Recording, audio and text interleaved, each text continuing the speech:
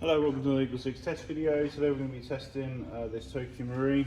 I believe it started life as a soft mod, front wide. We've gone and installed a rear wide gate Titan. We've rebuilt the gun, customer provided a new grip and CTR stock and butt pad. So we've hollowed out the butt pad to make sure that you can get a battery in the back here, and 1300 7.4 volt Vapex tech, and obviously it already had sort of a level 9 build in there. It's a bit rapid, this one, sort of peaking above 16, so it's definitely on the quicker side of the guns, but we were contemplating a little restriction there, but we're going to leave it as is and see how it goes. Yeah, but basically it's all ready. We've chronoed at 340 on 2s and 264 on 3.2s. And yeah, that's where we're at currently. So we'll get some rounds through it, just make sure everything's all right.